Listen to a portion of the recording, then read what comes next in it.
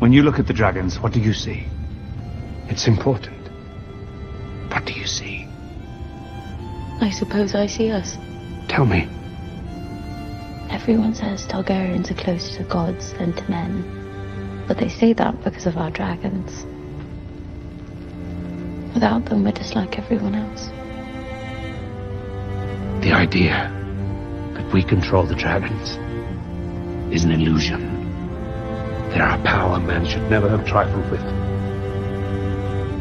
One that brought Valyria its doom. If we don't mind our own histories, it will do the same to us. Targaryen must understand this to be king. Or queen.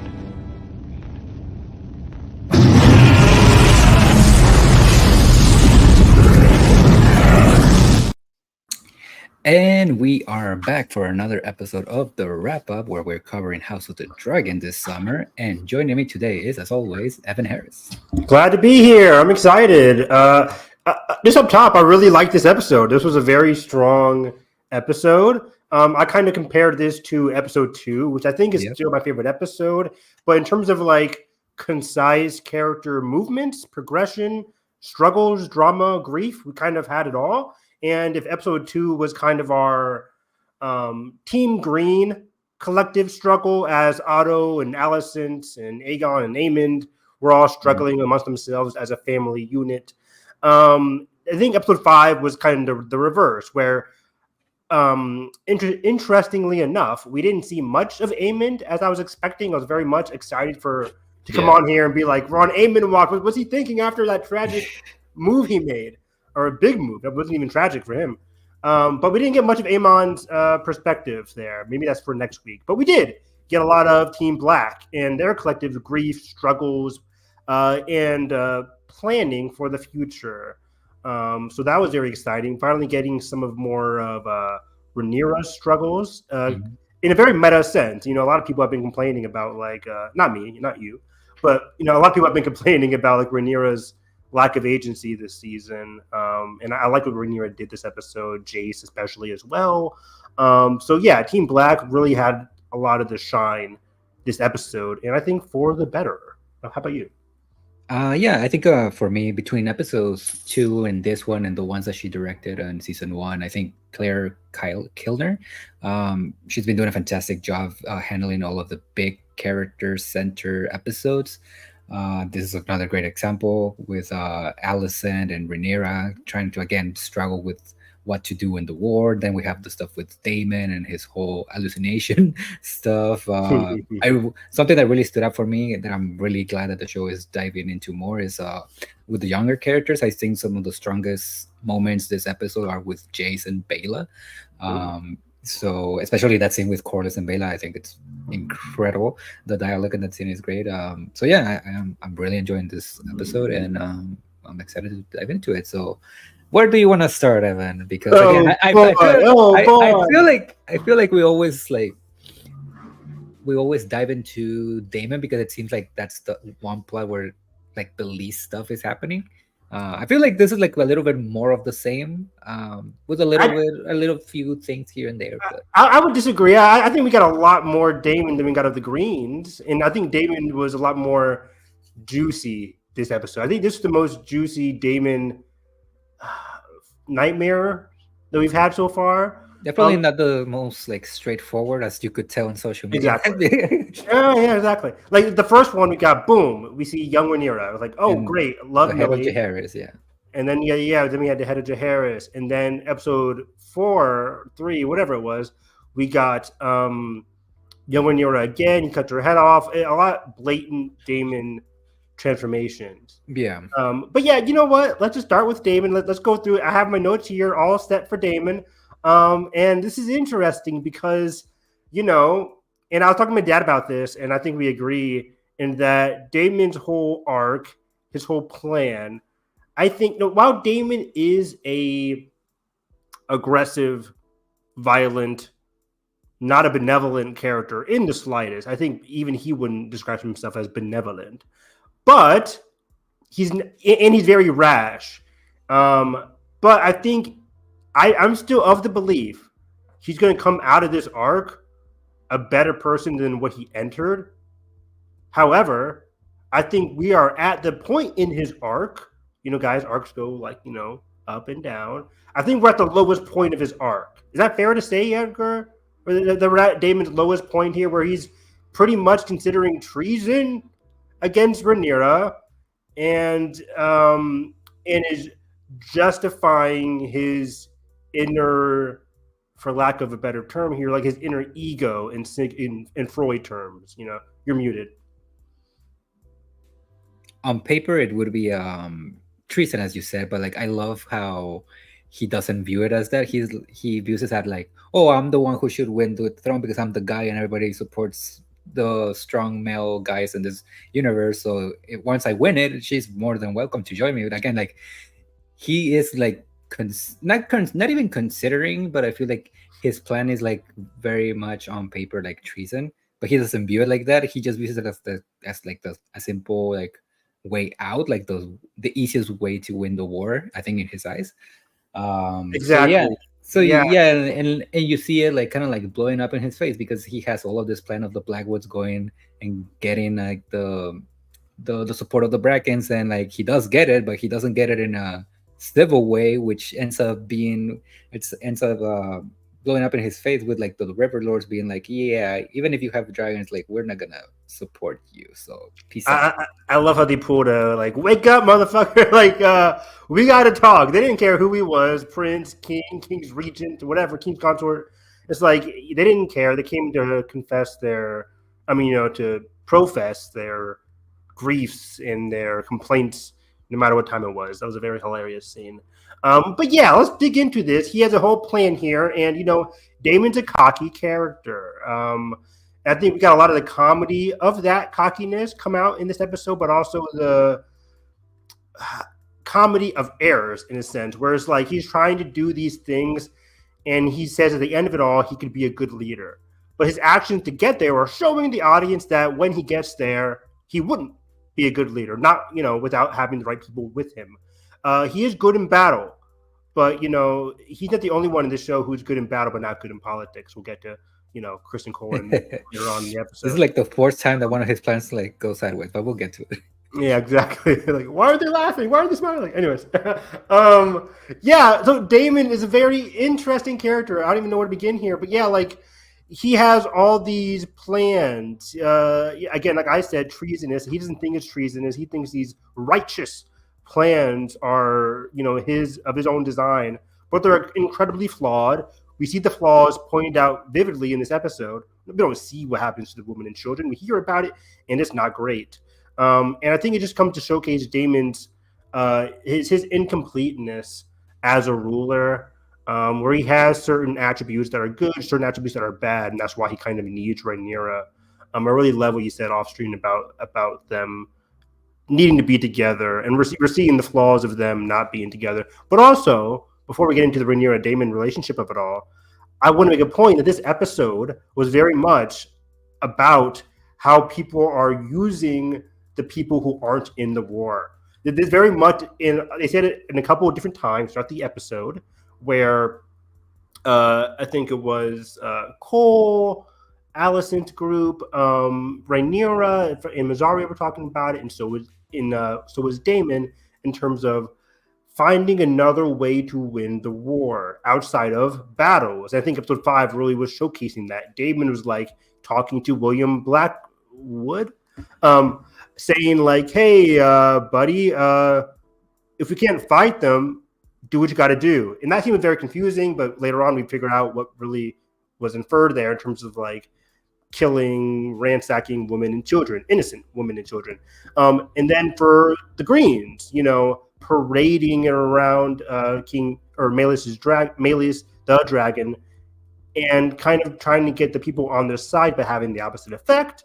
And then we have Rhaenyra and Mysaria starting to use the power of the people. This is a war of dragons, as Kristen Cole says. But however, this dragon war can go through many different aspects. I think one of the aspects that shines here is the propaganda war, getting the people on your side. I think Mysaria and Rhaenyra are slowly getting up there, while Daemon and Cole are already doing that in the wrong instances, and they're going to reap the repercussions of that. Yeah. Yeah. And going kind of like slowly diving into the relationship between Rhaenyra and Daemon, I love that in episodes 1 and 2 we see Daemon like eager to get that like blank check from Rhaenyra so he can do whatever he wants, and once he gets it, it ends up blowing up in Rhaenyra's face because it only weakens her claim. And now that Daemon is trying to play the king of like, oh yeah, here's a blank check, William, go get the Brackens for me, and he's very confident that it's gonna go well, and obviously that's not the case. Like he's like, maybe it doesn't fully register yet, but I think he's gonna realize that, yeah, maybe I'm not good at all of this like politicking. I need somebody who is. And as we were discussing last night, and like people on social media and everything, like how Rhaenyra is the stronger politician out of the two, and it's very clear that Daemon is the what would you call, like the war general or whatever, the warrior, yeah. And like obviously Rhaenyra isn't that, and Daemon isn't the politician, so that's why they need to come together and fill those gaps that they have in order for them to actually succeed in this. Agreed. And I was talking to you, I was talking to some of my friends and my family, and I'm like, I cannot wait for Daemon and Rhaenyra's reunion. Hopefully it happens this season. I'll be very disappointed, to be honest, if they don't have, as Rhaenyra says to homeboy, I wrote his name down, but the guy she sends to talk to Daemon, and she says, like, tell him to remember our last conversation, something along those lines. I want them to have that next conversation. I still think their fight was one of the most riveting scenes in all of Game of Thrones series, this and House of the Dragon. Probably the best dialogue that the show has done so far, arguably. Honestly, agreed. Wasn't that episode 2 or episode 1? Episode 2, yeah. Episode 2, okay. So yeah, I'm very excited. I'm very excited to see their conversation again. Matt Smith and Emma D'Arcy are just fantastic. And yeah, I'm with you, man. Like they really do need to complement each other to effectively rule. We've seen numerous times throughout the season, just the follies of Daemon leaving without a word and going to Harrenhal and not continuing to put word in about his progress or lack thereof. And it's really a ripple affecting Rhaenyra's rule, where all the men are like, where's Daemon? What's he doing? We can't rely on him, so we got to do this, that, and the third. But they can't really move forward because they're in such a messy situation. They're losing the war, so they're all nervous. Losing the war, it's kind of hard to say after just one big battle, but they're losing a lot of people that are loyal to them. The people that are loyal to them have not arrived yet. So it's just a lot of messiness. And yeah, I just I love how messy and complicated Team Black is going through it right now. Yeah, and just like as we've said, like in the past weeks with Daemon and his journey of guilt, like I love that very brief moment that he has with a vision of Rhaena, where she's asking him like, or like there's a war like brewing in the background, and are you even checking on our girls? Because again, like, one of the complaints that fans have had is that they don't really they don't even really seem to have any like scenes together, or like actually even like each other, or at least that's how it seems on the show. So I'm kind of glad that the writers kind of like point that out and maybe like embrace it as a way for Daemon to deal with another sense of guilt that he has. But speaking of that, let's kind of dive into Daemon's nightmares now. Nightmares, yeah.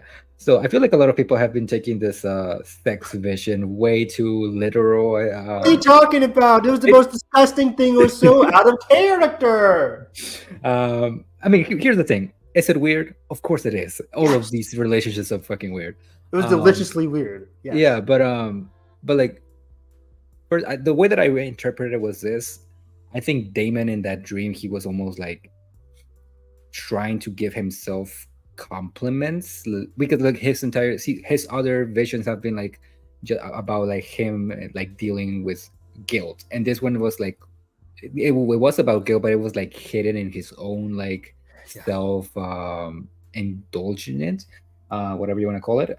Exactly. The other ones were attacking him, like his actions. This one was complimenting him. Yeah, he was complimenting himself, and a lot of people have been like, why would he imagine himself having sex with his mother? It's like, first of all, I don't think he realized that was his mother. I think that was him like picturing him like the ideal image of a Targaryen woman, and obviously that ended up being like his mother, or what he thinks was his mother. But yeah, like again, like it goes back to Viserys. Like it always goes back to Viserys with Daemon about like how he wishes that he was the firstborn, so he could have proven himself worthy of the throne because he was the warrior and he was this and he was that, he was better. And even him, like Alyssa, his mother, in the dream is like, oh yeah, you were my favorite son, you were always better at that. Is like, again, like it's not so much literal that this guy wishes that he had sex with his mother. It's just himself giving like compliments about his own like skill sets that he feels that are like unappreciated by everybody else. Exactly. And then when he figured, like, again, I'm with you. Like, he didn't know or was aware of that was his mom. As Alice makes us know, at least I didn't know, that his mother died when he was 3 years old. So he never really had a clear vision of who his mother really was. He didn't know, like, oh, this is my mom. I'm loving having sex with her. Yeah, he didn't know. Like, yeah, why would he know? Why would he know? So that kind of reversed my interpretation. Like, after I figured out that was his mom, I was like, oh, is there some kind of, Oedipus complex there? People like infatuated by their mother figures. I'm like, oh, is there an Oedipus complex there? But no, I think it's less so that and more what you were saying there about just an image of somebody complimenting him, being a good warrior, Targaryen, dragon blood, a righteous, like we keep on saying, claim. And when he figures it out that it is his mom, that's when he's more shocked at the discovery. He looks at his hand, like kind of like, what did he do? And then he quickly, like, stumbly wakes up. But yeah, it's more so that he needs that affirmation. He needs to see that he's worthy of love, worthy for the throne, worthy of the strength that he thinks he has, that he does have, but like not in an intelligent kind of sense. So he needs to feel these affirmations that he can accomplish these goals. At this point in his arc, he needs to feel like he can do what he needs to be done. However, from the outside looking in, I think you would agree where it's like these plans, and we already seen this episode, will not come to fruition. There won't be a case of him defeating the Greens, taking the throne, Rhaenyra, come lay on my lap. Like, nah, probably not going to happen. But this is the point of his arc where he needs to think that can happen. He needs to see the failures of his own actions for him to grow from those actions. At least that's what I'm thinking. I still think I'm thinking the best for Daemon. I know, guys, he's a very complex, chaotic character, but I still think he needs to grow from these actions. And that'll be the, most optimistic outlook for Daemon's arc. I'm not sure if he's going to go worse from here or go up. Yeah. So we'll have to wait and see. Yeah. Again, not that we're like trying to like force expectations on the show, but I feel like if Daemon were to like grow and learn a lesson from his time in Harrenhal, I feel like you need like a vision with Viserys, a conversation with Viserys on one way or another. I think that's what's going to finally help him like snap out of it. Hopefully next week, because it seems like next week might be his last episode in Harrenhal. We'll see, but yeah, I keep forgetting the preview. My dad asked me like what was in the preview. I was like, they're talking to dragons. That's all I remember. So I didn't rewatch it as much as I did last week's preview for this week. But I hope episode was tomorrow or next week's episode 6. We have 3 more episodes left. Yeah, I'm with you, man. I want some patty. In my House of the Dragon. I just think that would be really cool. I don't want to, hope for the best and not let it happen, but yeah, that'd be great. Either that or just bring Millie back. She's already on set. Give her another scene together. Millie or Patty. Honestly, if they manage to get Patty back, him and getting a Millie again, that's like some of the best kept secrets in modern TV in a while. Yeah, that'd be great. Or who was his father was Jaehaerys? Balon? Or his father was Balon. Yeah, okay. Balon the Brave. Yeah, Balon the Brave. We could see a first instance of Balon. Yeah. I mean, honestly, I don't think those characters would ever pop up on another show, so that's why I think they're done using them now. Yeah, I mean, just him talking to his father, the person that kind of like, I don't know, I feel like that would be very fun. A Kylo Ren moment from Rise of Skywalker. Yeah, but we don't have any connection to that character, so maybe not. But yeah, I just think that'd be very fun. But yeah, mostly this is him again. I look at my notes here, resenting his position as the second son. we kind of do see that second son symbolism throughout this episode as well, as Aemond, takes control. Rhaena, second daughter, but Rhaena, sorry, not Rhaena. Rhaena is the second daughter, and she's not able to, do what she wants, but she has to talk to the Lady Rhaenyra, and we'll get to that. So she has her part to play, but these second figures are not getting what they want, or in this case, Aemond is, but in such a messy way. But yeah, so it's very interesting, these second son symbolism, second daughter of it all. And to wrap this up, because I don't think there's a lot here, but I love just how petty both Rhaenyra and Daemon are about each other. Like when Simon Strong is like, "Oh, could you write to your wife to get some coin to help us rebuild Harrenhal?" He's like, "No, I'll just give you the money. I'll give you the money." Yeah, hold on. You're not asking my wife for money. I got my own money. Yeah, that was very funny. The line about like, "Oh, I didn't think they would be so eager to burn. I didn't think they'd be so eager to die." Yeah, that was so good. That was so good. I loved, Ryan Condal talked about it inside the episode, just the funny visual of it, him in his huge armor just laying on a rock, just chilling and being like, well, fuck. Matt's dialogue there was great. I thought they did die with that awesome shot of the dragon Caraxes. Yeah, I thought that's where it was going, but obviously not. Yeah, he didn't kill them, which was good. I'm like, don't kill the people that you might need to work with. Some restraint from Daemon? What? Yeah, we saw that restraint, but then later on, kill their women and children, have them bend the knee. That's magic. Of course they'll fall in line then, right? Maybe not. But yeah, I loved his, discussion with William Blackfoot there in the fields. William Blackfoot, he loved Rhaenyra in the past and wanted to, court her in marriage, and now he's simping for Daemon. So this character is very funny unintentionally.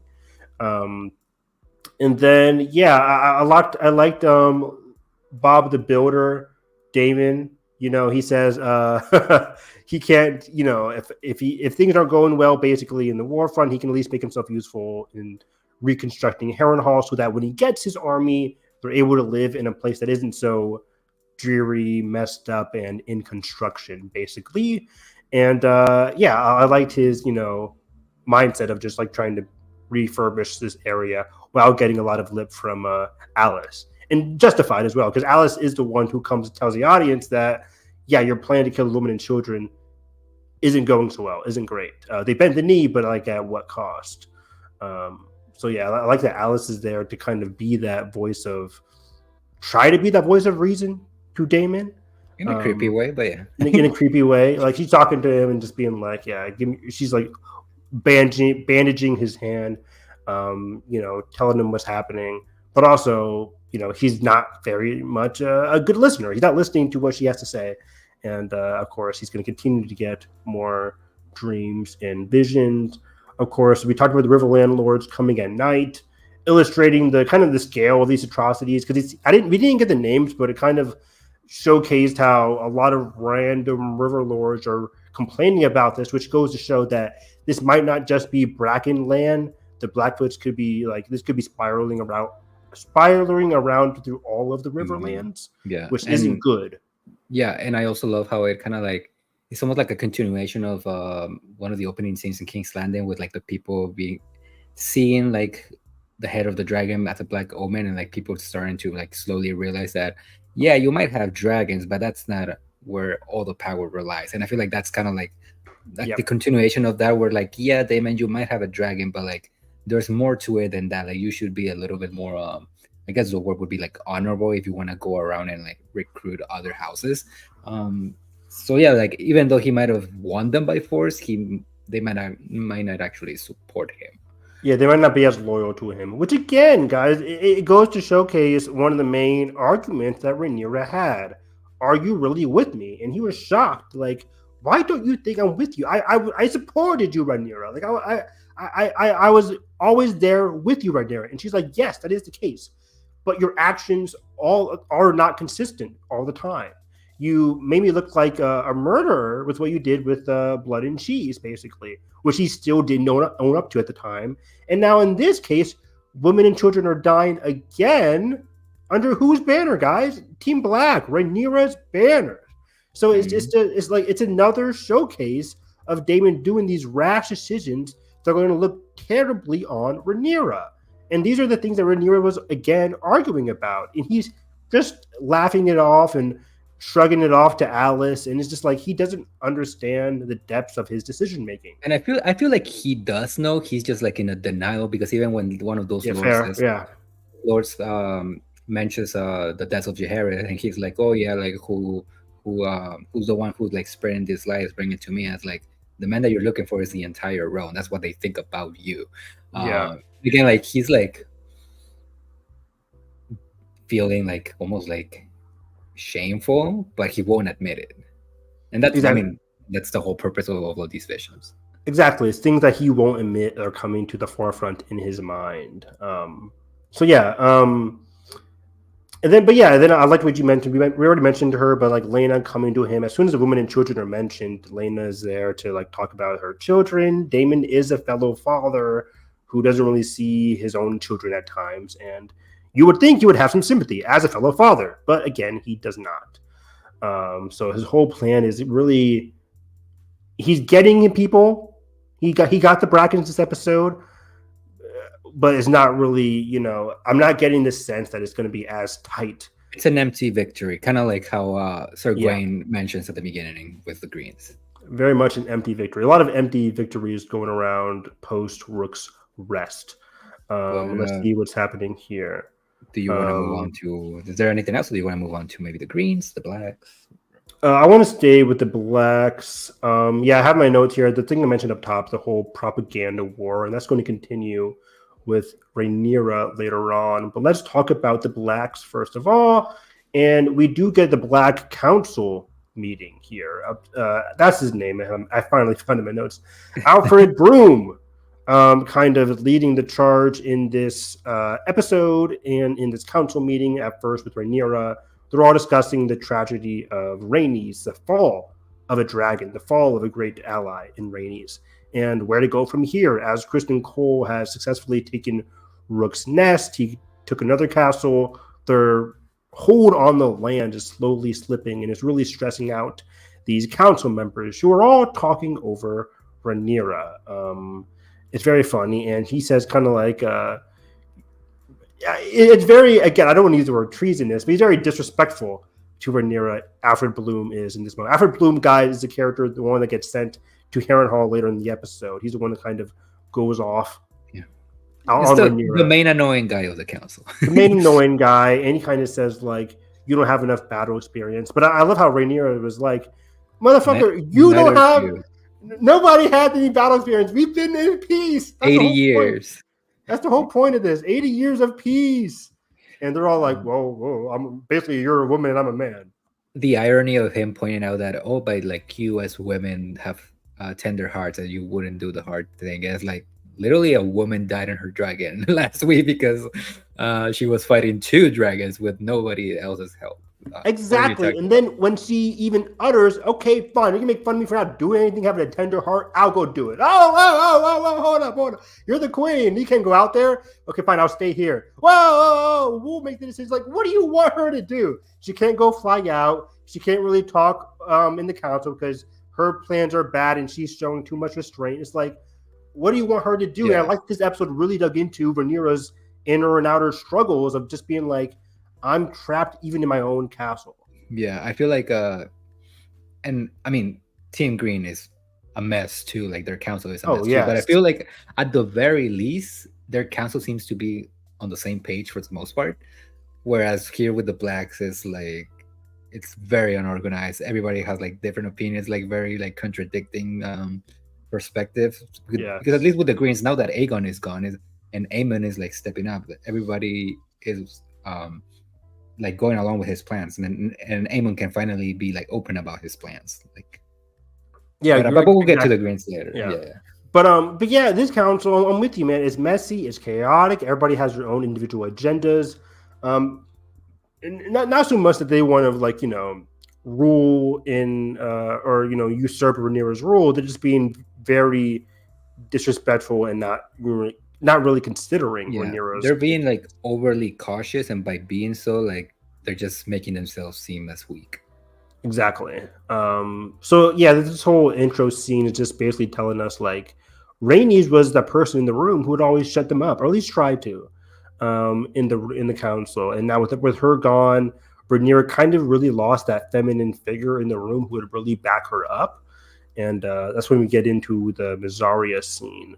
But yeah, I just really like this whole first conversation because Rhaenyra is really struggling. She's really trying, and she's not having. And Rhaenyra isn't like this flawless, character either. But at the same time, we do see that she's really trying to put up a show of force, and people really aren't considering her actions. That really letting her leave. And I like that she's telling Jace later on as well. It's like, I tried to leave as well, but I can't because I'm the queen. And Jace was also the one bubbling up with anger and impatient, and he gets to leave, but not her. But yeah, so I want to, do you mind if we skip over to the Mysaria scene from here to Mysaria? Yeah, go for it. Because Mysaria is like, speaking of the loss of Rhaenys, Mysaria is now really the only major feminine figure in Rhaenyra's council.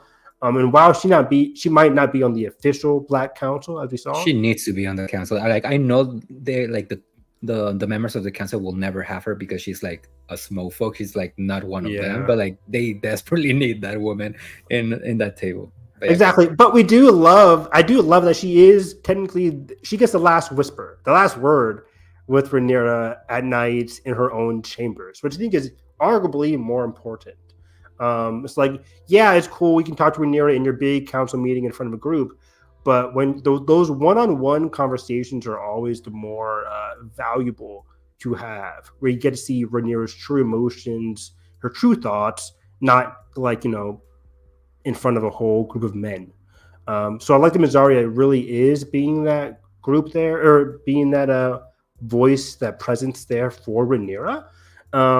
And again, going back to the main topic of the day, she's the one who really helps Rhaenyra with the whole propaganda war. She really says how, yes, Rhaenyra, you can't win the war through like battle. You can't go out there on your dragon. By the way, Rhaenyra's dragon is called Syrax. Syrax, thank you. What a great name. Like the Mortal Kombat character. Yes. Syrax. And yeah, Rhaenyra can't go out there by herself. Small little aside. It's very funny how when she's talking to Jace, she's like, we can't send, I can't go out there to fight Vhagar. Vhagar killed Rhaenys is too dangerous. But I'm like, send multiple dragons and just wipe out Vhagar. Send all of them. Just send all of them. Come on. You just told them that, yeah, Meleys died because there were 2 dragons. Make the same thing for Vhagar, 2-on-1 Vhagar or something. Like, come on. Anyways, it's a numbers game, Rhaenyra. And I think she definitely by the end. Like we said last week, you don't even have to kill Vhagar, just kill the writer. Right? Yeah, just swoop in, just aim for Aemond. Don't aim for Vhagar. Vhagar would be like, a chicken with his head cut off. Which arguably could be more dangerous, you never know. But yeah, anyways, what Mysaria talking about with Rhaenyra is that, like, yeah, you can't win, you can't go on your dragon, you can't do these things that you would wish, but there are other ways to fight a war. The power of the people, do not underestimate them, Rhaenyra. And Rhaenyra kind of was like, what can the people possibly do for me? They're the ones screaming my name, calling me, killer of babies and stuff like that. But, Mysaria says, do not underestimate the thoughts of the people, the minds of the people. And she says she can send a person to go to King's Landing, send a signal, and we don't see the full fruit of this plan, but it is important, again, just to showcase that this is the beginning steps of Rhaenyra really starting this propaganda war, getting the people back on her side at the heart of King's Landing, the heart of the Greens, of the High Towers, of her enemies. But, and luckily for her, her enemies are doing a terrible job. Terrible job. Terrible marketing. Awful marketing. Yeah. Worse than the marketing for Elemental. So luckily, it might not be as difficult as Rhaenyra thinks to get the people on her side. And Mysaria sends Alinda I have my notes here. Is that the name? Alinda to go to King's Landing to go talk to another of Rhaenyra's or of Mysarea's agents in King's Landing. I forget. I don't know her name though. So yeah, that's exciting. I'm very curious to see what the fruits of Mysaria and Rhaenyra's labors are, and where things can go from here for Mysaria and Rhaenyra. But at least it's a positive sign. This is them, trying to get the people on their side in a good way, in an undercover but good way, while Daemon was getting the people not on his side, again, by killing these women and children, solely in his name, solely in Rhaenyra's name, in the Riverlands. Not great. And we'll get to Riverlands again later on, because Jace kind of helping him out. So that's good there. So yeah, again, I think a very good scene between Mysaria and Rhaenyra. I love their chemistry together. Very surprising dynamic, but I just love seeing them. Yeah, and there's also like another contrast with the grains of Rhaenyra having somebody to fall back on, like somebody who you can like counsel with, and Alicent doesn't have not even close a person to that.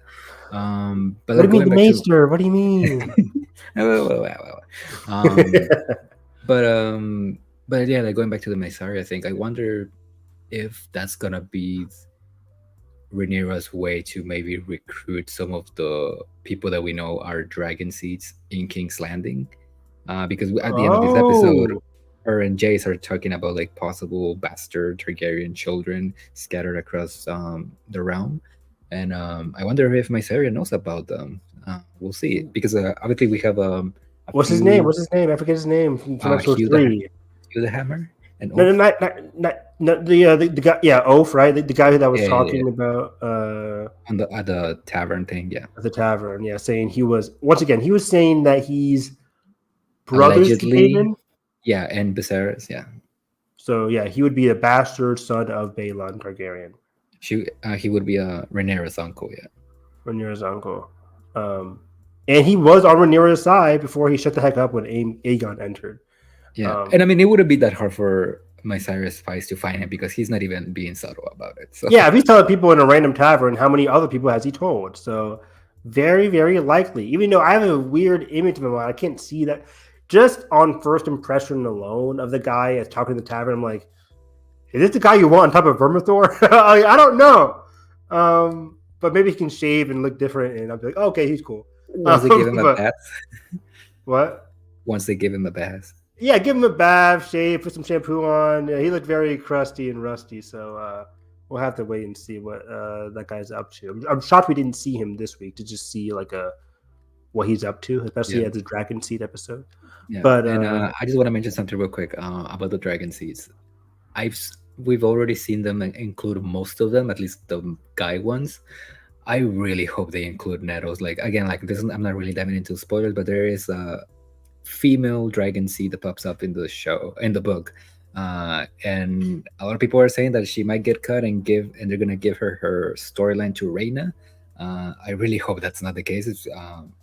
Nettles is such a cool character and an important character that affects a lot of other players in Team Black. So again, I just hope if they're keeping all of the dragon seeds, all of the guy ones, and they're keeping their come on, just include Nettles. But yeah, I like the name Nettles. That's a cool name.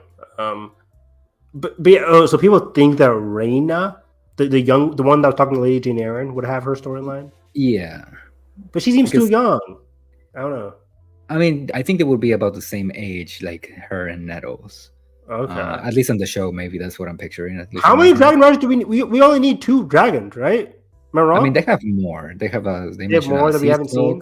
Silverwing, Vermithor, and there's like 3 wild ones: the Cannibal, Sheep Stealer, and what's the third one? Something with a ghost. I forgot. Have the wild ones been mentioned? Are those canon still to the shows? I think they've been mentioned maybe once, but I don't remember. Don't quote me on that. Yeah, when I left the show, I was like, okay, so we need at least 2 people. We need Vermithor and Silverwing to be. But you're right. I forgot Sea Smoke. So Sea Smoke makes 3. Yeah. So Alan's getting Sea Smoke, or Alan or Aaron, motherfuckers. 2 black dudes. I forget their name. Alan and Adam. Fuck me. So wait. So Alan is the bastard. Of right? Corlys, at least that's what's Of been Corlys. implied in the show. Yeah, I hate you. they have Of Valyrian Corlys. blood, so it works. It works. So Adam was the one with the dreads. Alan is the bald guy. Adam is the one with the dreads. Okay, so yeah, so Alan seemed like the guy who was going to be the Driftmark heir. We'll get to that later. And also possibly the Dragon Rider. Could it be both? I don't know. Maybe it's one or the other. We'll have to see. I know Edgar knows, motherfucker. But and then so that's Sea Smoke. But Vermithor and Silverwing. Have we seen Silverwing? I think the only ones that. Oh wait, is he the one in the previews? I think a lot of people were saying that was Silverwing. I don't think so. I'm pretty sure that's Sea Smoke. It looks like Sea Smoke to me, but it could be Silverwing. So they captured Sea TBD. Smoke. They brought him in. Maybe he's just walking around. I don't know. They're like, Sea Smoke, we need you. He's just like still crying out in scene. They're like, come on in, buddy. We found you another black guy. It's like, oh, okay, here we go. Thank you. Another Velaryon that he could work with. So yeah, that's very funny. So yeah, I guess they need some people. And you're saying Nettles is a Dragon Rider possibility. Yeah, but again, I don't know what the show is gonna do. Again, another thing that it just wouldn't be a good look is that she's the only female dragon rider that's like part of the dragon seats in the book, and it so happens that she's like a woman of color too. So like, come on. Oh like, no, don't delete her. And yeah, because right now again we just have the guy from King's Landing, who is again called Daron. What was his name again? You just said it. Which one? Oath or Oath? Okay, the King's Landing uncle. So I'm looking at Oath, Alan, some other people. So yeah, hopefully, I would love some new characters. This show has done a good job of introducing more and more interesting characters. And let me just mention again, like not to jump around too much, but that track that plays from Ramin as Jace and Rhaenyra coming up with a plan. It's so good. Oh my gosh. Yeah. And let's just jump to some more Jace stuff. Let's jump to the Jace arc. Finally proven himself. Episode. He's finally proven himself. And we've been talking about this in our discussions where Jace is sitting there in the background clutching his sword, bobbing back and forth, antsy as can be. He finally tells Baela in a very heartfelt conversation, like, I need to do something. I need to, prove himself, or he needs to prove himself, and he needs to, do something. Before he comes up with the Frey plan, do you remember what he says at first? That Baela's like, whoa, no, you can't do that. I feel like I like the Vale and Jace scene before he leaves. Yeah, before he leaves. I feel it's just more of like her saying your mother wouldn't approve because she would probably be like worried about you. I think this is just a little bit more of the same. But I really that like exchange of like him not necessarily complaining, but feeling like he's not being useful. Like he mentioning like he mentioning that Baela is able to like scout the skies of King's Landing and like be sent on missions by Rhaenyra while he just sits around and plays the role of the prince of the royal prince, the caged prince. He would be. And it's funny. I think he mentioned even going to Harrenhal. I think that was the one where Baela was like, if nobody else can talk to Daemon, what makes you think you have a good like relationship with Daemon? Yeah, like which funny enough, Jace ends up doing what I think Daemon wishes that he was doing, or he thinks that he is doing, of like recruiting all of these houses, with like brutal force. And here comes Jace just like being like, kind of like channeling his mother of being more political savvy with the phrase. Yeah, and let's get into that. So his plan. Correct me if I'm wrong. The phrase hold the bridge he needs so that his allies, the Starks and the Jane Eyre's people, so when they're coming into the Riverlands, they have to cross through the bridge. Yeah, everybody passed from the twins up north. Everybody needs to pass through that bridge, including like the Lannisters. That's why I think he mentions like, oh, like if you're like on our side, we can block them from coming to King's Landing. I think that's something along the lines that he says. Which was smart. I think there was one short line when Aemond tells Yeah. the Lannister on court, being like, "Make sure your people are coming." Yeah. Like, So like, yeah, sure. so I think even they mentioned it like on season 1 of Game of Thrones of like whoever holds the twins is the one who kind of like decides whose armies go south and support like the crown. So yeah, like if the Blacks get the twins, they'll be able to like bring the Norse and the Vale, and the Greens are gonna be completely blocked, at least on land. They might be able to like travel like via sea, but on land they'll be at least blocked from the twins. Which is important again because Kristen Cole's making all these advances, having people in Riverlands bend their knee to Aegon, Kingmaker, as we called him last week. But he can't progress much if the bridge is locked, or at least closed to the Greens. That's a very good play. Like, you can have as many people you want in the Riverlands, but if you can't advance, then if you can't advance with the bridge and you don't have Harrenhal, you're in a basically very bad situation. So Cole has made all these advances, but it might amount to nothing if the Blacks can stop those advances. Yeah, and speaking of Harrenhal, the phrase "one Harrenhal" after the war is won, which I somebody pointed out on Twitter, like the phrase are always like asking for like the most like drastic prices. Like in Game of Thrones, they wanted like Robb to marry one of their daughters, or like Arya to marry one of their Walder Frey's sons, and like they wanted like Frey people to be like wards for Robb and everything. Like they want all of these like prestigious awards when like they only really just hold like a like a bridge.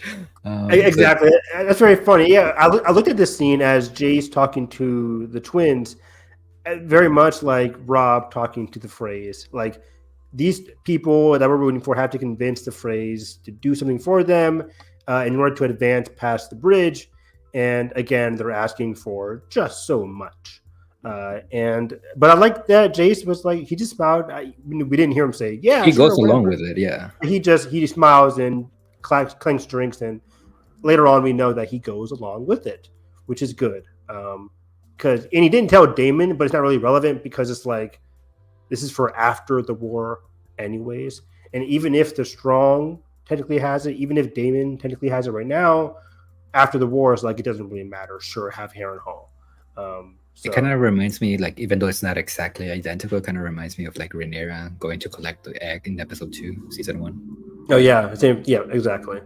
So good. It's a good long-term play for Jace. Jace getting that political acumen and getting some good successes there, and that leads us to the end of the episode with Jace and Rhaenyra as well, where they're continuing to talk. And I like how, last week I made the comparison of Rhaenyra coming late and Jace complaining. It was this funny role reversal where Jace is kind of the mother at night being like, "Where were you, Rhaenyra? You got back home late."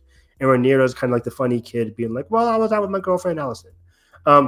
And in this case, we're back to the normal parental dynamics, with Jace being the one who left without her permission. And she's to be like kind of giving him the side eye, as well as like sarcastic attitude. It's like, "Oh, how did things go well at the twins?" He's like, Our buddy Alden from Casterly Talk, he like pointed out, and I think it's very true, especially in this universe, of how like a lot of like the parental characters like often end up like relying on their children almost like as their buddies, like their friends. Like Rhaenyra doesn't really have anybody to like confine in right now in the moment, especially with Rhaenys gone, and now like the closest person that she can have those type of conversation is like her son. So it's like kind of like that relationship, like even in real life, like you develop with like your mom or your dad, over just like talking the shit, They're just talking the shit. And guys, this is, I know it's weird to say because this was just a casual conversation, but this had to be one of the most funny and cool conversations I've ever seen from this entire show, oddly speaking. Like, and I know some people would just be like, "Oh, that was just Rhaenyra and Jace talking." But for me, I was just smiling the entire time because these mother and son who both had these collective struggles of feeling so boxed in within their own families, within their own castle, but they're finally able to just let loose and profess those feelings to each other in a very openly communicative way. Which again, we keep making all these funny remarks of how the Blacks, the Targaryens basically are so opposite the Hightowers, who can't even talk to their siblings and their daughters and sons. And yeah, I just loved how familial, how casual, and how emotional this scene was. Them coming up with a plan together. Like I always mention Big Brother, and it reminded me of Big Brother, just coming up with a cool plan. Like, oh, we couldn't we? Like, we could do that. Sure, let's try that out. It's a weird plan, but let's go with it. This scene gives me probably my favorite meme of the show so far, with just going like. Yeah, what does he say? Like, I'm not saying invite them for dinner or something like that, but no, he just like they're talking about like giving like maybe like the Tarleys an opportunity to claim the dragon, and he's like, better than nothing. And you can feel the chemistry between Emma and the person who plays Jace, Harry. Harry, like you can feel their chemistry, which is just so good.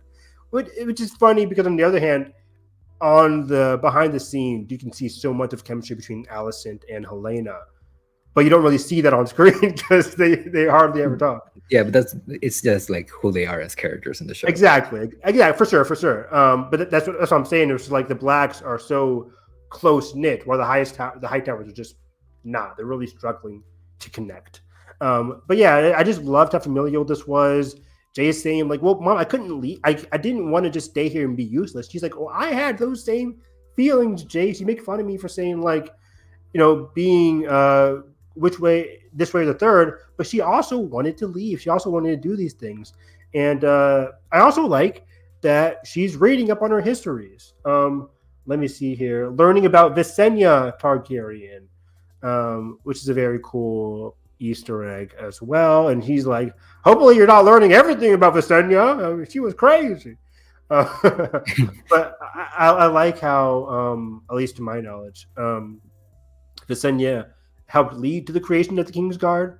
Yeah. She's like, there's like, I hope we see it in the show eventually for the Conquest show. But like, she comes up to Aegon. She tells him like, the people that you have guarding you ain't shit.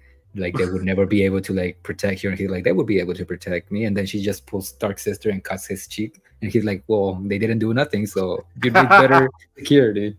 It's a really badass scene. That's awesome. I love that. Is that in Fire and Blood? Yeah, that is in Fire and Blood. That's really cool. Is she one of his sister wives? Yeah. Okay, cool. Is she one of his first sister wives, or like? I mean, I think he just married them both at the same time. Mm-hmm. So she's one of the other two. But Visenya is like the most. Not that she's ruthless, but she's like definitely more like a strong character, whereas Rhaenys was like more, I guess, feminine in a sense. There's another Rhaenys? Oh boy. Yeah, the first Rhaenys. Oh Lord, dude. Another Aegon, another Rhaenys. This is going to be great. So it's Aegon, Rhaenys, and Visenya as the triarchy. Okay, that's cool. Also we learn in kind of a symbolic way. She also rode Vhagar. They say she was the first to ride Vhagar. Yeah, the first one to ride Vhagar and the first one to wield Dark Sister. I think because cool. I think Valerian is the only dragon that came from Old Valyria, and both Vhagar and Meraxes were born in Dragonstone, like they were like hatchlings. If I'm correct. That's really cool. So yeah, she had her chaotic, violent tendencies, so you say. But Rhaenyra, again, she doesn't have that feminine figure. She's looking at past women rulers, woman figures in Westeros, and Visenya is a good example of that. And then, yeah, like we've been mentioning, they come up with the whole dragon seed plan. They mention how this is a war of dragons. Kristen Cole mentions this is a war of dragons now. And while it is, we also mentioned how it is also a propaganda war. But in this case, the War of Dragons, they need dragon riders. They have Sea Smoke, Vermithor, Silverwing, amongst others. Nobody to ride them. This is a numbers game. We have a lot of the dragons, no riders. We need dragon riders, hence the dragon seeds. And we'll see the roots of this plan. But, I love it when a plan comes together. Yeah, this is cool. Yeah, and before we move on to the Green Sun, I think we need to discuss the fact that Rhaenyra finally names a hand of the queen, which honestly kind of late of the game. I think you should have done that like way earlier. Well, I bet she figured Daemon would be there for her. Whoops. Yeah, I think no, that's a good point. But yeah, like, let's talk about Corlys in the hand. Yeah, I feel like one of the reasons why she names him Hand is like Corlys views it as like almost like a I'm sorry present, and I don't think it is that. I think it's her like not only valuing his word, but also like her realizing that she needs like a strong man who these people respect, and if that person is not gonna be Daemon, then who better than the Sea Snake? Exactly. Sea Snake has a lot of respect. We saw that in episode 4 when, Bela asks for Rhaenys. Rhaenys comes and they still talk over her. It wasn't until Corlys comes to the scene and says, "Shut up!" And they're like, "Okay, fine, we get it. Okay, cool. It's Corlys." This guy has been all over the place. They mentioned Yeeti in this episode. Corlys has been there. One of the rare people who has actually been around the world in 80 days. So it's really cool. And then Corlys, I liked a lot of the somber nature around the Corlys scenes. He's such a great actor. I keep forgetting his name. Steve Toussaint. Thank you, Steve. He's such a good actor, and I love how full of life he is. Like I feel like there's certain actors in both shows, Game of Thrones and House of the Dragon, where you kind of feel like you're watching theater and not really like television. Yeah, it's one of those. When he's walking up to like that hollow, in his opinion, hollow throne, this ghost spooky throne, because everybody he's connected to throughout the show dying. His brother head cut off. His son goes away. Rhaenys, he thinks he's dead. Yeah. Or his son. Yeah, his son thinks he's dead. So it's like a lot of people just slowly losing. He's losing grip on his own family, his own legacy. He said he did all this, his whole exploration, all these big exploits for Rhaenys. Yeah, well, at least whether that's true or not. Yeah, well, at least that's how Bela puts it, and I think she's right. Like, I think it's one of those examples where, like, somebody like Corlys does all of these great things, and like everybody like kind of like puts him on a pedestal because of how cool it is. But like behind the scenes, in his head, he's probably like, "Yeah, I did it to impress my wife, not for you guys." Not for you guys. But also we saw in season 1. Remember, he nearly died, and he told Rhaenys, "This was for you," and she's like, "Was it though? You nearly died. I almost lost you." And it's like who are you really doing this for, Corlys? But that's why I love the relationship. It was so good. It felt so earnest and honest and beautiful. Which goes to, I mentioned it last week, which is it makes you reflect on their season 2 scenes with a lot more depth, knowing what is ultimately going to happen. Yeah, and like the whole, like his scene with Bela feels like an extension of his scene with Rhaenys talking about the bastards, Alan and Adam, about like the whole succession situation with Driftmark. Such a cool freaking line of Bela being like, "I'm blood and fire. You need somebody who's like salt and sea." So good, Bela. You spitting. That was a great line. That was a great scene. It was very sweet. She came in there to comfort him, but also get him off his ass. Like, come on, get up there. This isn't a like I'm sorry present, like you said, Edgar.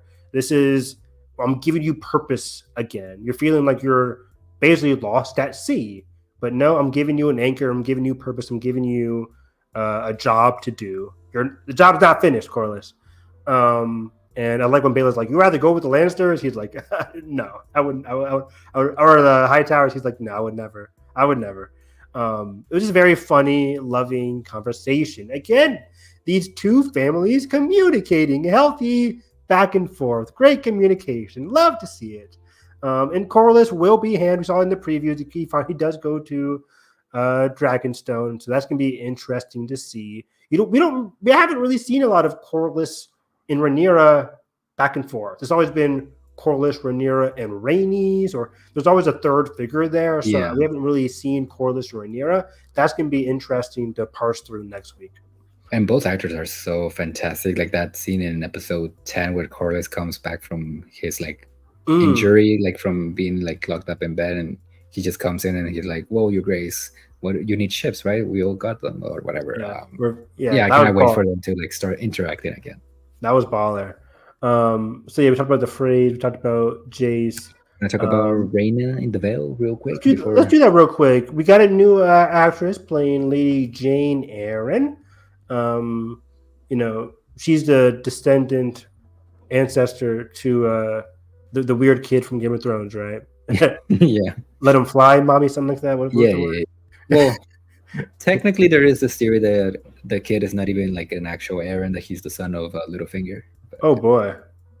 But yeah, that kid. I forgot Littlefinger had a weird thing with Lysa, yeah. Lysa, oh boy, yeah, that was crazy. Good times.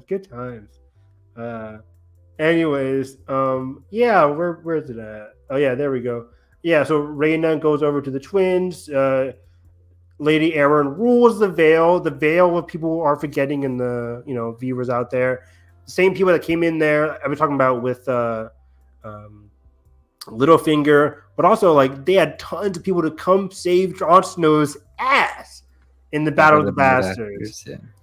If it wasn't for the the Vale, then Jon would have died. The Vale come in, so we know the power the Vale has years later. We know the power that they have now. It's important that we get them on our side. Yeah, there's a reason why they helped Robert win Robert's Rebellion, like before Game of Thrones started. Exactly. So it's very important, and as important as it is, as we're saying, Rhaenyra isn't really taking it too seriously by giving them 2 baby dragons. To be fair, they will grow. And also, to be fair, when Daenerys had like baby dragons of that size, she was burning slavers, so they can do something. Yeah, we need to show her the Blu-ray copy of what happened with Daenerys and that one baby dragon, and how she took down an entire town basically with one baby dragon. They have a lot of power. They will grow. They will be powerful. But of course, this connects with the theme of this being a war of dragons. The Vale doesn't want to feel powerless.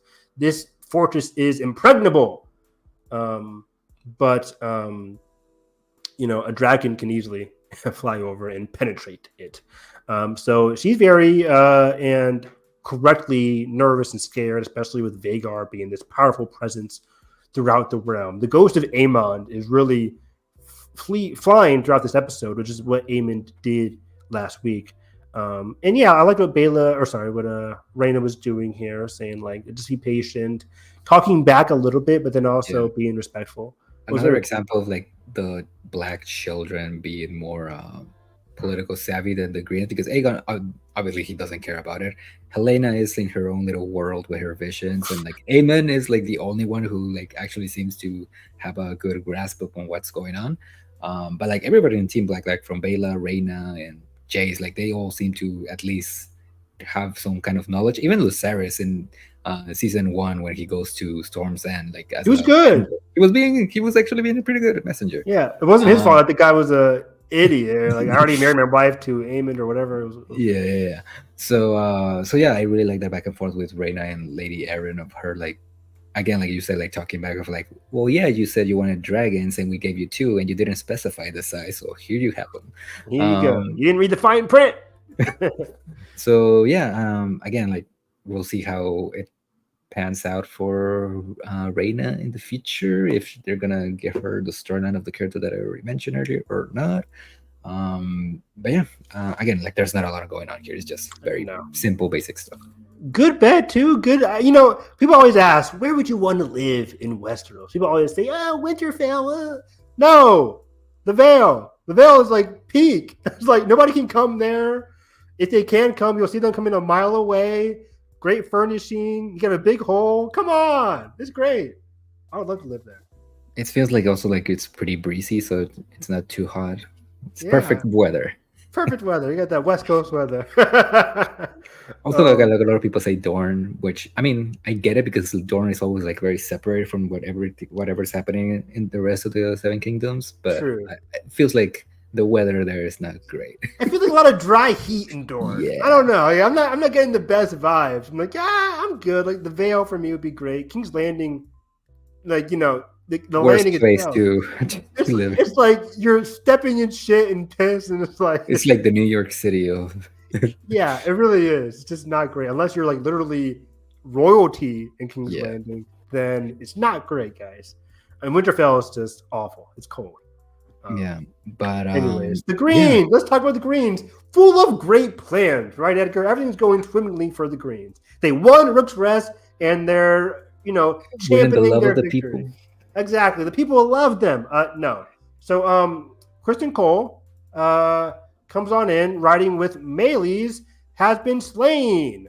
The head of Meleys, and the people The are traitor obviously dragon. the traitor dragon, and obviously the people are going to be on their side because the king's out there championing it. No, the king's in a box. Granted, the people don't know the king's in a box, but yeah, the traitor Meleys, Aegon. They're saying Aegon slayed the traitor king or traitor dragon Meleys, and people are not really receptive to it as much as Kristen Cole thought. They're instantly like, what? Oh, I thought these dragons were gods. They were invincible. This is a bad, dark omen. And yeah. Hugh, like one of the peasants says, like, "Oh, I thought them as gods," and Hugh is like, "It's just meat." Like, Whew! like Great line. again, not trying to spoil anything, but like I think it's showcasing to everybody, not just in King's Landing, but in the realm, that Targaryens are way more vulnerable than they would like to be perceived as. And that's gonna be bring a lot of consequences, because in this story, dragons are gonna die, and not just in battle. So dragons are very vulnerable. Targaryens are very vulnerable. This is a show about how these dragons go from like 50 to 1, and how these Targaryens go from, a lot to just Dany and her brother at the beginning of this. So like. The Targaryen dynasty. This is the fall of the Targaryen dynasty. The fall of the Roman Empire. The fall of the Roman Empire, exactly. It's the Gladiator 2 music. Yeah. Not rap in my trailers, please. Oh no, we can't have rap. No. No, but yeah, I love like how like the whole point of the dance is almost like a second Doom of Valyria. Mm-hmm. But yeah, like which I hope we see in Aegon's conquest, by the way. At least like a vision or something. But no, like we were saying, like how bad of an omen it is. I love that line of from Sir Gawain, where he's like, "Strange victory, if it even is one." When Kristen is pointing out, like, don't they know that we won the battle? And it's like, no, you fucking idiot! Like we didn't really do anything. Yeah, I mean, it to help out Cole and Aemond, if their plan went to how it was written, solid plan, but they didn't tell Aegon or anyone. It was just them two.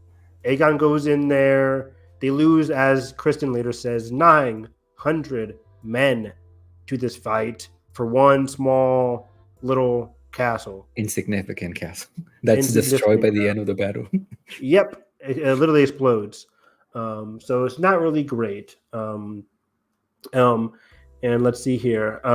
Cole is, bringing this body in, and we get a lot of doom from this. We see Aemond and Alicent overlooking this parade. Alicent peers at Aemond's belt and sees that Aemond now has the dagger. What is it called again? I mean, in Game of Thrones, they call it the cat's paw, but I don't think that's the name of the dagger, actually. It's just like Aegon's dagger or whatever. Yeah, Aegon's dagger. It has like the prophecy or whatever on it. But it's important because this was Aegon's, and the fact that Aemond has it so soon as her cardigan, her other son, Aegon's body, gives off bad vibes for Alicent. She is Aemond's mom. She knows who Aemond is. She clocks it real She fast. clocks it real quick. She has that mother's intuition, so to speak, and she clocks it. And I kind of would have wanted more of Alicent and Aemond. She talks to other people about Aemond, like Kristen. What did Aemond do? I think, who else did she talk to? I think that might be it. But like, I would want her and Aemond to have like a one-on-one. Yeah, hopefully we get that next week. Yeah, but I think again, like as we've said in the show, it's just another Yeah, example of her not being able to talk to her own kids, just like She's not a good mom. She's not a good mom. And they're not good sons. And even with her scenes later in the episode with Aegon, where she's trying to be the like protective, loving mother, she leaves the room just as he was waking up and like calling her. Stop it. That hurt. That was like, oh man. Like, yeah, she's talking to Aegon, helping him out, just being a presence for him. This is what he wanted, Alicent, when he told him to do nothing. He wanted his mom. Remember, he calls her mother last week. Like we said, like he's essentially pleading to her to help him, and she's like, nah.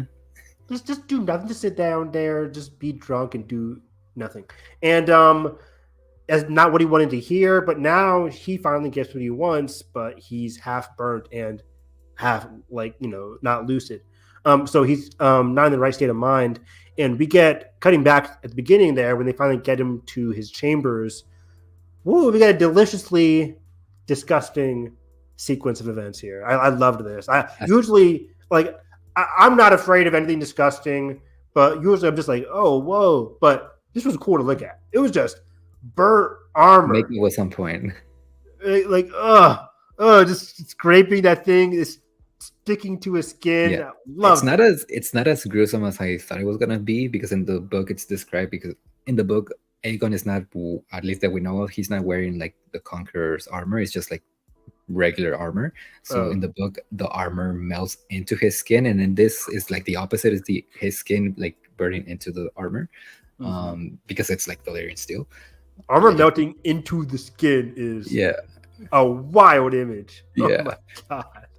But yeah, like he's just like almost unrecognizable. Like the stuff with the chest didn't get me. What almost did get me was like the part of the like snapping the leg back in, even though like it's gone. Like that leg is gone. That leg is gone. I wanted to rewind it and freeze frame it, but like you see the bone of his like knee, and as it kind of like it's obviously broken. It's gone. So the leg's got to go. But he a lot of people compared him to Viserys. He'll never be like Viserys. Now he is.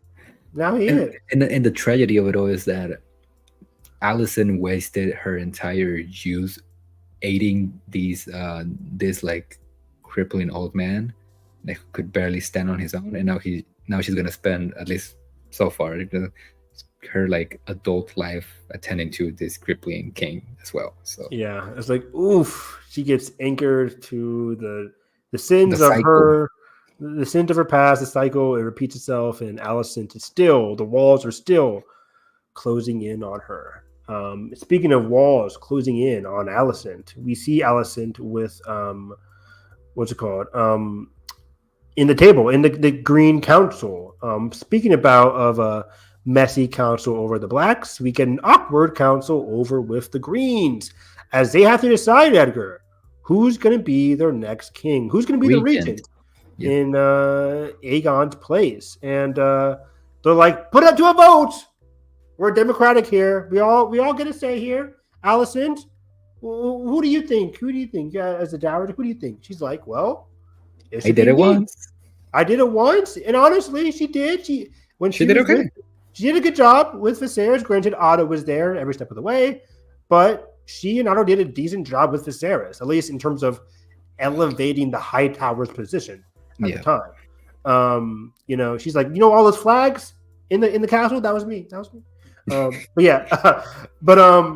She honestly did do a good job in season 1. A solid job again for elevating the High Towers. The audience might not like it because she wasn't doing what Rhaenyra wanted, but also Alicent also was the one who said like, be good to the people. I think she said like in season 1. So which is what they're not doing now.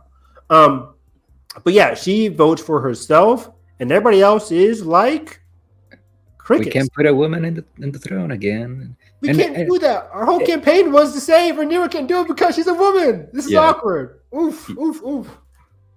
Yeah. That again, like it's just I've seen a lot of people point out like, oh, this is like Alicent like first time experiencing like misogyny. It's like, have you even seen the show? Like this is like a Tuesday for her. This is not Alicent's first time. I think she realized misogyny when she was 15 years old, when she was married. Yeah, when she was basically sold off to the king. Yeah.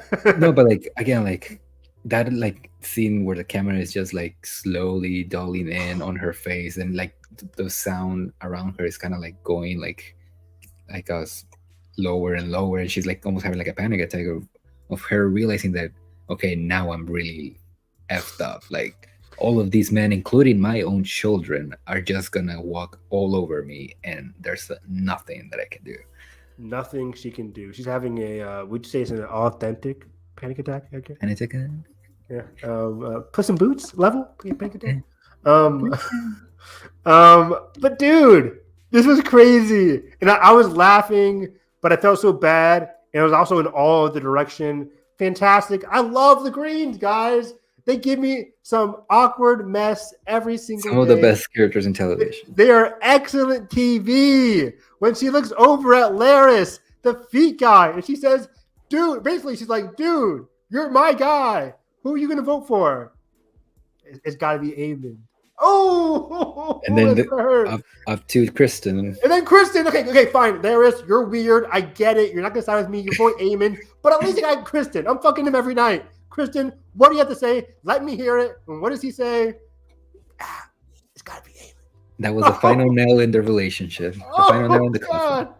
This was brutal. I was standing up, guys. I was laughing so hard. I'm like, when Kristen can't even look at her, he's looking at his plate, being like, you know, Aemond is the man. Aemond is the one. Yeah. It's so funny. It's tragically funny. I feel so bad for Alicent, kind of. Because again, it's like the walls are closing around her. She can't get what she wants. She's trying to elevate her position.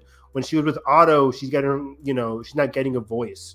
Otto leaves. It's just her and Aegon now. Maybe then she can finally get a voice. Nope. Aemond is slowly elevating his position. Aemond is now getting the rule over her, her own son, who she knows is sus. Yeah, that has to hurt. And they only her to console her when they need her for some parade of sorts, which happened in episode 2, and it seems like it's going to happen again next week, and it's going to go horribly wrong. Horribly wrong. What could possibly go wrong? It's the Green. Everything goes right for them. What do you mean? So yeah, this was just, it was tragic. It was funny. It was messy. It was great. Everybody that Alicent has had these conversations with this season behind closed doors, she was just talking to Larys. I think it was like last week. Just talking to Larys about after she had the moon tea, and Larys was really there for her, telling her what the council was about while she was, recovering from the moon tea. He was helping her out. What's the first words he says here? Aemond must be the king. And then Kristen Cole, they've had some back and forth, sexy time, but also some awkward time. And Kristen Cole also does not follow her. So, and this is the person, guys, who is going to commit suicide. Alicent saved this man's life, per se, by saying, you don't have to commit suicide. Bend the knee to me. Follow me. She was his light. And now, she's just been thrown away. It's very tragic. She's like Jessie in Toy Story 2. I don't need you anymore. Ouch. But yeah. But yeah, continuing on the Kristen Cole of it all, this guy, he has been burdened. This is a season filled with burdens from Kristen Cole.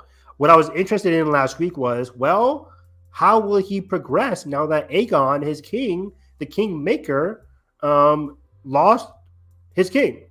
What's going to be his prerogative, his say? Is he going to say anything about Aemond? Did he really see what went down? Because he kind of did. He knows. But he was also whenever we watch that battle, he looks up, he sees what happened. He says, "My king!" But then right after he rides, he gets knocked over as the king falls. So it's the last thing that he sees is Aemond walking with the sword and weep being brother of the year. So yeah, I think the best case scenario is that, or the best thought process is that he does know. But what can you say, right? Yeah. First, he's burdened this season with the sin of having sex with Alicent, and there's no absolution for what I've done. And then Jaehaerys. Yeah, Jaehaerys, he fails there.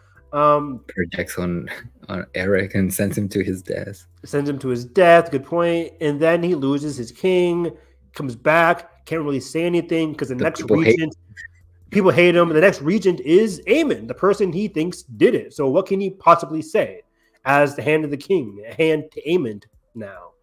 Aemond, his best buddy, who he was plotting behind closed doors with. So he's really, again, I keep mentioning it, walls closing in around them, and he really can't share and communicate with anybody. And that comes up again when Alicent comes up to talk to Kristen, being like, I knew you were here, removing the rat catchers from the walls, which is one of the main things that Aemond really wanted to say. Get those things off the wall, my stupid brother. That was very funny. But yeah, he does that, and he says nobody leaves in or out, because that's the best way to get the people on your side. Yeah. That is an interesting, even though like it makes sense for the show, it's an interesting change, because in the book, once they parade Maelys's head, Alicent is the one who says close the gate so nobody leaves and enters. Now it's like Aemond, which makes sense in the context of what's happening. I like that. Yeah, Alicent would be like, wouldn't have any say because she's losing power. Aemond, the guy, is the one in power. And yeah, that's interesting. And yeah, Kristen Cole says like, what does he say? Like, there's two conversations he has with Alicent. One when he's sharpening the sword, one outside with the rat catchers.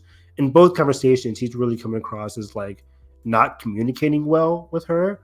She asked like what really went down. What did Aemond do, basically? And this is an awkward conversation. He's not really communicating. When she tells him like, you don't have the permission to use my name, I'm like, oof. Yeah, that was kind of the end of their relationship. Yeah. That was really like a big solidifying, closing the door on their relationship. Meanwhile, her enemy over here is like, Alicent. I know, right? Yeah, very funny. And yeah, like Kristen Cole said, like 900 men died. And her first response is, yeah, but what did Aemond do? It's like 900 men died. So Kristen's not communicating well with Alicent. He's holding back, obviously. Yeah. And Alicent also isn't really listening well to Kristen. Yeah, even on paper, like their story that they're trying to sell to the people doesn't make sense, because if Aegon is the one who's slain Maelys, like what was Aemond doing the whole time? He was allegedly in the battle too. Yeah, and then of course it all comes to a head when we see, the people are trying to leave. They realize they can't leave because King Regent Aemond Targaryen says you guys can't leave. They're like, Aemond, what happened to the king? So there's a lot of confusion, a lot of mystery. There's a lot of worry going around. You mentioned up top when they carted out Maelys. What does Hugh say? Meat. What do the people want? Meat. They want food, and there's no food. They can't eat. People are dying. There's sickness spreading. People are collectively getting angrier and angrier. This is a people's war, a propaganda war, and the High Towers are losing that war slowly but surely. I know Otto must be like stressing the hell out wherever he is like, oh, these people. He's like, I tried. I had a good plan in episode 2, and y'all squandered it. Soiled it. And real quick, even though it's like a very quick scene, it's like probably less than a minute. That scene with Aemond looking at the throne, and Helena is like, "Oh, was the price worth it?" Again, very simple but effective. Simple scene, loved it. I need more of these two. I know the Greens aren't communicating, but I want more Alicent and Helena.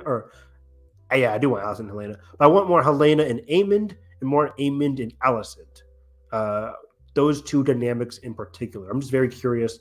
I want more Aemond. We didn't get much Aemond, but hopefully that stayed for the following 3 episodes here. I did like Aemond coming to Aegon's bed, just leaning over, just being like, "Oh yeah." He was as captivated by the disgusting sequence as we were, and he was there to watch it all.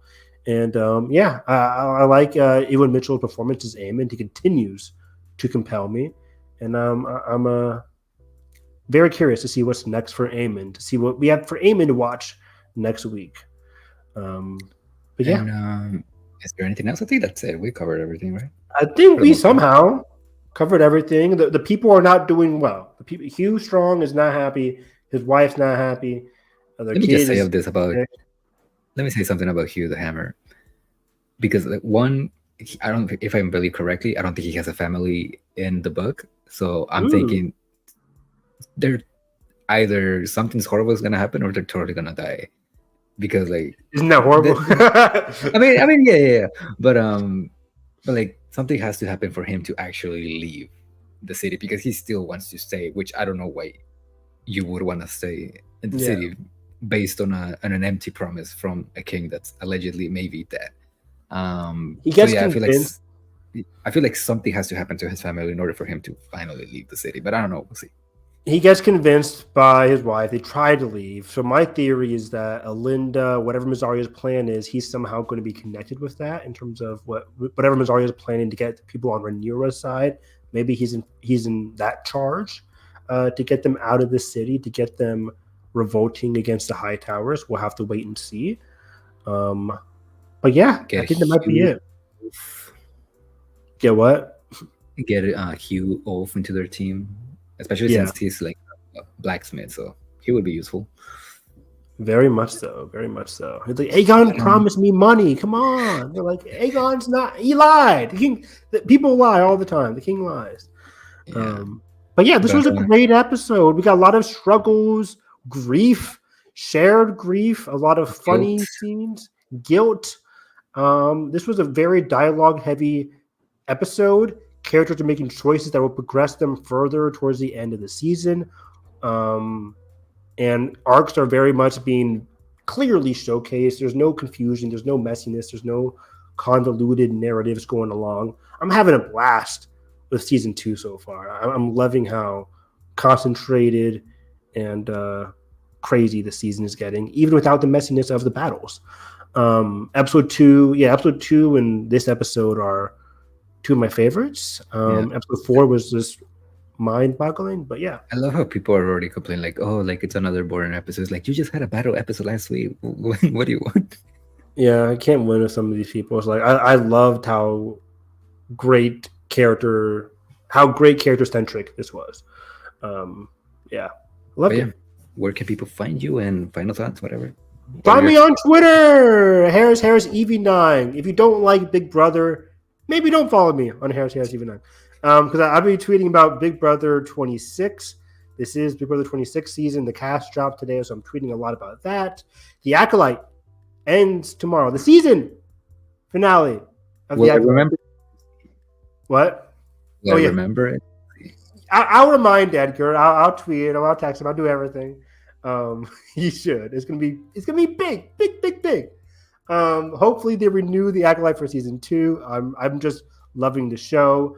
Nathan and I did a review on The Acolyte episode 7, the penultimate episode, on Saturday.